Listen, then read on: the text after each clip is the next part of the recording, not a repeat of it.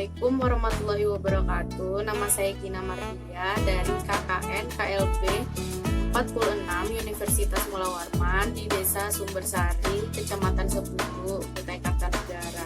Tujuan saya membuat video ini adalah untuk memenuhi program kerja individu saya, yaitu penyuluhan pemberdayaan ekonomi kreatif berbasis sumber daya desa yang ada di Desa Sumbersari. Kata ekonomi kreatif sudah sangat akrab di telinga kita.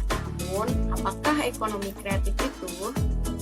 Jadi, apakah itu ekonomi kreatif? Menurut Kementerian Perdagangan Indonesia, ekonomi kreatif merupakan beberapa upaya pembangunan ekonomi secara berkelanjutan melalui berbagai macam kreativitas yang memiliki iklim perekonomian yang berdaya saing dan juga memiliki cadangan sumber daya yang terbarukan. Lalu apa saja ciri dari ekonomi kreatif? Ekonomi kreatif sendiri memiliki ciri yaitu memiliki unsur kreativitas itu sendiri. Yang kedua, terdiri dari penyediaan produk kreatif secara langsung kepada pelanggan. Yang ketiga, siklus hidupnya pendek, lalu marginnya tinggi, keragamannya tinggi, persaingannya tinggi, dan mudah ditiru. Kemudian dibutuhkan kolaborasi atau kerjasama dari berbagai macam pihak. Selanjutnya berdasarkan ide atau gagasan pelakunya sendiri. Lalu pengembangannya itu tidak terbatas. Dan tak lupa konsep dari ekonomi kreatif sendiri itu dibangun secara relatif. Di Indonesia sendiri, ekonomi kreatif itu memiliki peranan yang sangat penting. Yang pertama adalah menciptakan iklim bisnis, yang kedua adalah menciptakan lapangan kerja yang secara nggak langsung akan mempengaruhi jumlah pengangguran yang ada di Indonesia. Selanjutnya adalah menciptakan sumber daya yang terbarukan, dan ekonomi kreatif sendiri mampu berkontribusi secara positif terhadap produk nasional bruto atau GNP. Tak hanya mempengaruhi aspek ekonomi, jadi ekonomi kreatif itu juga dapat mempengaruhi aspek sosial yang dimana dapat memperbaiki kualitas hidup yang ada di masyarakat. Dari yang kelompok kami kulik, Desa Sumbersari yang ada di Kecamatan Sepulu ini memiliki banyak potensi sumber daya alam, salah satunya di sektor pertanian, yaitu pertanian jagung, pertanian tomat, sawah, dan lain-lain. Nah, masalah inti yang sering dijumpai para petani di Desa Sumbersari sendiri adalah penumpukan hasil panen yang tanpa diolah sehingga dapat menurunkan nilai jual dari hasil panen itu sendiri. Maka dari itu saya melakukan penyuluhan ini agar dapat mengedukasi masyarakat untuk tahu cara mengolah potensi yang ada di Desa Sumbersari itu sendiri, yaitu jagung dan tomat agar dapat memiliki nilai jual. Selain meningkatkan nilai jual produk, kemudian penyuluhan ini juga bertujuan untuk mengedukasi masyarakat agar mampu mengimplementasikan ekonomi kreatif di ruang lingkup Desa Sumbersari agar tidak terjadi penumpukan hasil panen. Lalu, apakah yang dimaksud dengan sumber daya?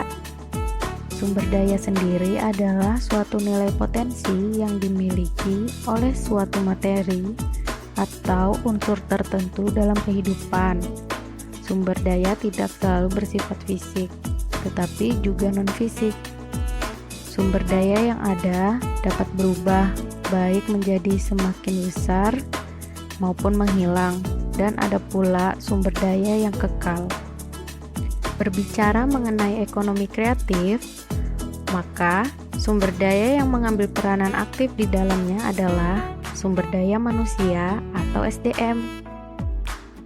Itu karena ekonomi kreatif lebih mengandalkan ide dan pengetahuan dari sumber daya manusia sebagai faktor produksi yang utama.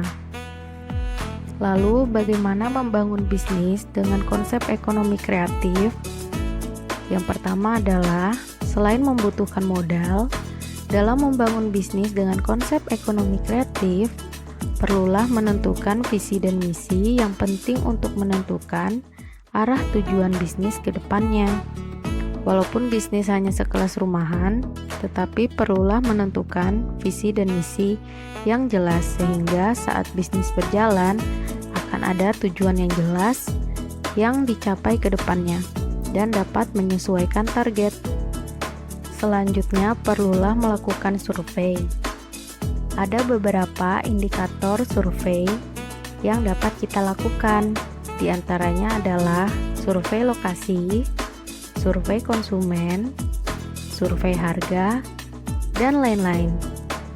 Dengan melakukan survei harga, kita bisa mengetahui berapa harga yang ditawarkan oleh pesaing kita di produk atau jasa yang sama.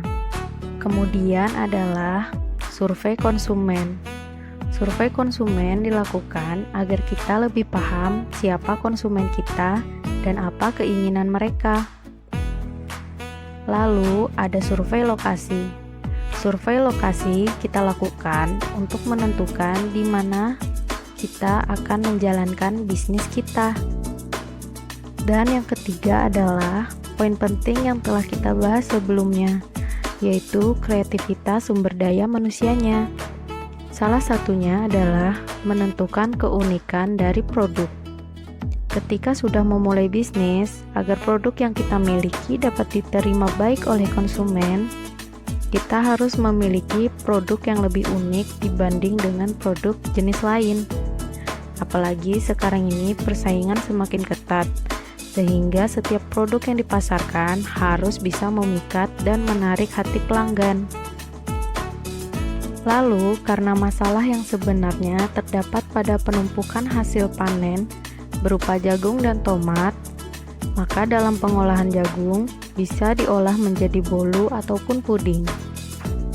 Kemudian, tomat bisa diolah menjadi saus tomat, tentunya dengan membangun industri mikro dengan mengajak masyarakat produktif seperti remaja dan ibu-ibu rumah tangga yang ingin berpenghasilan, yang tentunya secara langsung memberdayakan atau memperbaiki kualitas hidup masyarakat dan menekan angka pengangguran, seperti yang telah disinggung di awal.